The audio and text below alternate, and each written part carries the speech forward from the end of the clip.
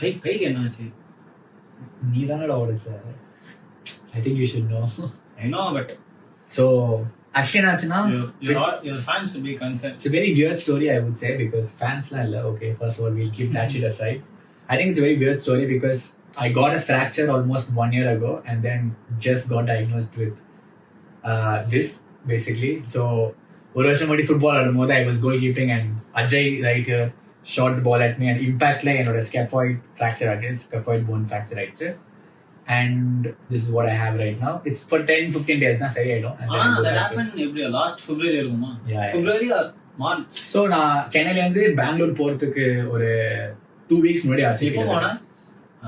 I think I went during March or like மார்ச்ல போயிட்டியா? No, July. I went July. ஜூலைனா June May June இருக்கும். அந்த ரெண்டு ஆச்சு. அதுக்கப்புறம் நான் எதுவும் விளையாடலாம் இல்லை. அதுக்கப்புறம் அப்படியே நான் காலேஜ் போயிட்டு அப்புறம் அங்க வந்து செட்டில் ஆகுது ஃபோக்கஸ் ஆகலே இருந்தேன்னா அப்ப எனக்கு வலியே தெரியல. பெயின் எப்பவுமே இருந்தது எனக்கு. ஸோ நான் எங்கேயாச்சும் வெயிட் அதிகமா தூக்குறேன். இப்ப எதுக்கு இப்ப நான் செக் பண்ணேன்னா ஜிம் போகும்போது ரொம்ப கஷ்டமா இருந்தது.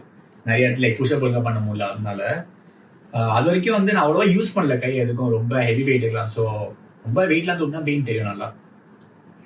ஆனா இப்போ 10 days சரியாயிடும். அப்புறம் I'll go back to gym and then I have a lot of goals, so I'll start going to achieve them. So before breaking many records, I broke your arm. உட்காந்து யோசிச்சேன். சரி ஓகே. மெயின் சரி content creation பத்தி பேசுறோம். Being consistent, okay, being productive, like video produce பண்றதுல இருந்து edit பண்றதுல இருந்து அதெல்லாமே இருக்கு. But far more before that, going into producing a video, thinking about a video or being consistent, it happens to be, for you to decide, okay, நம்ம இதை பண்ண போறோம், நம்ம வந்து வீடியோ போட போறோம், நீ டிசைட் பண்ணல. தட்ஸ் நீ வந்து இப்போ என்கிட்ட சொல்ல போறதா இருக்கணும்னா நான் வீடியோ எடுக்க போறேன், இல்லைன்னா உங்க வீட்டில் வந்து வீடியோ எடுக்க போறேன், இல்லைன்னா வேற எங்கேயாச்சும் மற்றவங்களுக்கு நீ இன்ஸ்டாகிராம்லயோ மியூசிக் ஆர்டிஸ்ட் நேம் சேஞ்ச் பண்ற, அவர் வந்து பீட் பாக்ஸிங் தான் பண்ண போற, ஷேர் பண்ணுங்கன்னு சொல்றதுக்கு முன்னாடி you should first decide. உனக்குன்னு ஒரு தனியாக ஒரு ஜோன் இருக்கும். லைக் யோசிச்சிருப்பேன் நிறைய டைம் நம்ம இதெல்லாம் பண்ண போறோம் இருக்கணும். Explain that journey, like when and how did you decide to go into this zone? Like நீ எப்போ இதெல்லாம் பண்ணணும்னு நினைச்ச அண்ட் பண்ணதுக்கு அப்புறம் உன் ஆக்ஷன்ஸ் என்ன சேஞ்சஸ் இருந்துச்சு அதுக்காக? ஏன்னா எனக்கு தெரியும் நீ பேசி முடிச்சதுக்கு அப்புறம் நான் சொல்லுவேன். But first I want hear it from you. ஏன்னா நிறைய பேருக்கு இருக்கும்ல, ஏன்னா அந்த ஸ்டெப் தான்.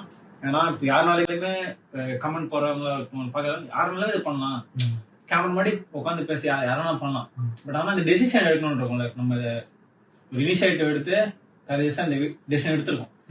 அந்த டெசிஷன் எடுக்கிறதுக்கு உனக்கு பர்சனலா உன் லைஃப்ல உன்னோட basically what was my calling to starting to create content and everything.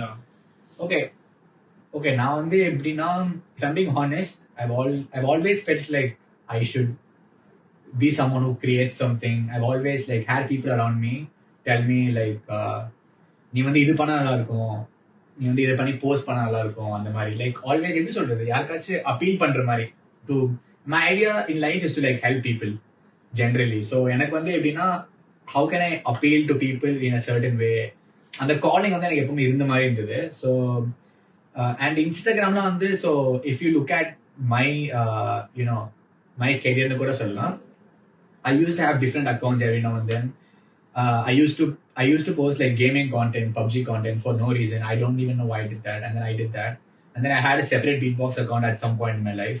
And then I had a separate, when Dubsmash came, I had a Dubsmash account and I used to do that, which was very cringy and everything. But I feel like that's where it all started, where I just felt like I should always be someone who creates something new, something artistic, something that's original for me.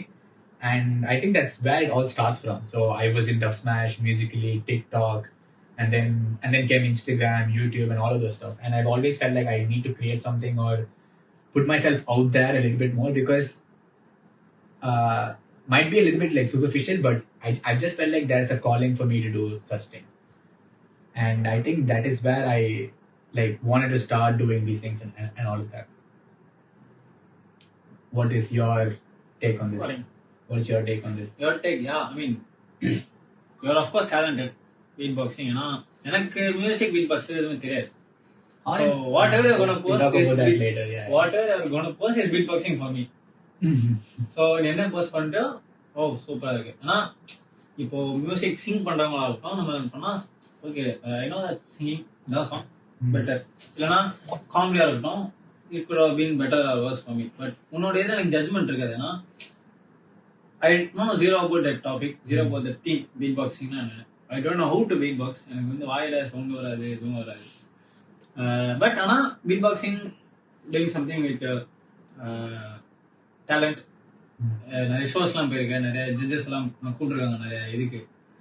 So அப்போ எனக்கு முன்னாடி சரி okay this is something நீ focus பண்ணி போற. So this is something which you can hold on to ஃபியூச்சர்ல கூட. இப்போ ஃபார் எக்ஸாம்பிள் நீ 5 years ஹைப்போதெட்டிக்கலா தான், I don't wish for that happen, but 5 years நீ இன்னும் ஸ்டடீஸ்ல கான்சென்ட்ரேட் பண்ணி இந்த பீட் பாக்ஸிங் விட்ட.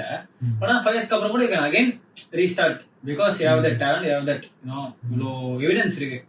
Evidence of you doing well, people supporting you, comments வரும், ஸ்டோரி ரீஷேர்ஸ் வரும். நிறைய பேர் சொல்றாங்க. ஏன்னா 2 days பிஃபோர் நீ வந்து அந்த 100 day சேலஞ்சில் இருந்து ஸ்டோரி போட்டிருந்தேன். நான் வந்து இல்லை not posting today because have some work something.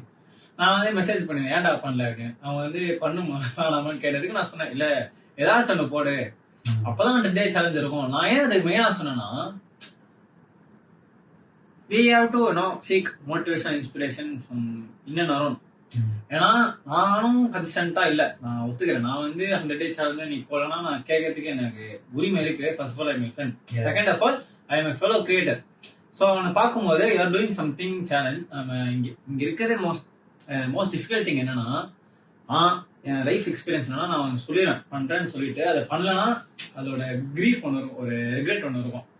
Not because இப்போ ஃபார் எக்ஸாம்பிள் நான் இன்ஸ்டாகிராம்ல வந்து நிறைய எடுத்து சொல்லியிருக்கேன், யூடியூப்ல நான் வந்து ஓப்பனா இதுக்கப்புறம் நான் வீக்லி வீடியோஸ் போவேன், இதுக்கப்புறம் நான் வந்து எவ்ரிடே கிடையாது பட் கன்சிஸ்டண்டா போடன்னு சொல்லியிருக்கேன். பட் கன்சிஸ்டண்டா ஃபெயில் ஆயிருக்கேன். பட் ஆனால் எனக்கு ரிக்ரெட் வந்து நான் பண்ண ப்ராமிஸ் வந்து லைக் சப்ஸ்கிரைபர்ஸ் 267 சப்ஸ்கிரைபர்ஸ் இருக்காங்க. ஹார்ட்லி 100 people பார்ப்பாங்க. அதுவுமே இன்ஸ்டாகிராம்ல போட்டா இன்னொரு எக்ஸ்ட்ரா 50-60 என்ன பண்ணிருக்கான் ஓகே சப்போர்ட்டுக்காக பார்ப்பாங்க. அந்த 50 எப்படின்னா என்னோட எவ்ரிடே இன்டராக்ஷன்ல காலேஜ்ல போனா பார்ப்பேன், தெரிஞ்சவங்க அவங்க பார்ப்பாங்களே தவிர ஹார்ட்லி ஒரு எக்ஸ்ட்ரா 20 என்ன யாருக்கும் தெரியாதவங்க பார்க்கறது உண்டு. பட் ஏன் பார்ப்பாங்கன்னா சரி என்ன பண்ணிருக்கேன்னு பார்ப்பாங்க. எனக்கு வந்து இந்த ப்ராமிஸ் மேக் பண்ணிருக்கேன் வீடியோல வந்து நான் இப்போ இனிமேல் எவ்ரி வீக் பாட்காஸ்ட் எபிசோட் வரும்.